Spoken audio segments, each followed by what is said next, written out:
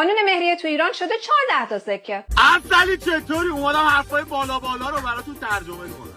اونم در صورتی که مرد پولشو داشته باشه. اندل استطاعه. زنم برای گرفتن حق طلاق باید ثابت بکنی که 2 سال شوهر رفته. خانم کاتوزیان خواستم خدمتتون عرض کنم که سیاوش با کل فالووراش تو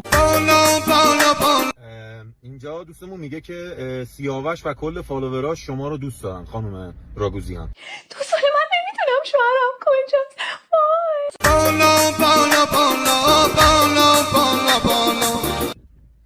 میگه که من شما رو خیلی دوست دارم و فن شما هستم و همین گوشی رو دوست دارم بفروشم و بیام شما رو نزدیک ببینم. یه حساب سرانگشتی بکن. زن توی اون کشور چی میگیره؟ میتونه رئیس جمهور بشه، موقعیت اختلاس داره. پرچم کشور من همیشه در بالا.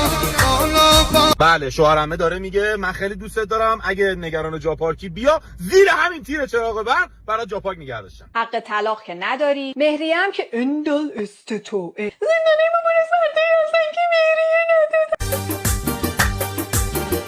یه دقیقه شوهرمه وایسا محمد.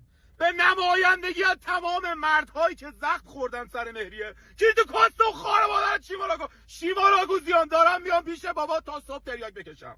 ببین یعنی کمر رو صف میکنم انقدر میکنمت ببینی پدرسگ مادر جنده. بی خود میکنه حقوق من دست مرده باشه که بخوام ازش بگیرم. قانونی باید حقوق زن مال زن باشه. خانم راگوزیان یه شماره کارت بده ما حقوق تو رو پرداخت کنیم. بابا ول کن دیگه مغز ما رو گاهی رو. یه دقیقه سیاوشم ببخشید. ببین اینجا باید بگی پرچم کشور من همیشه در بالا. بای کیر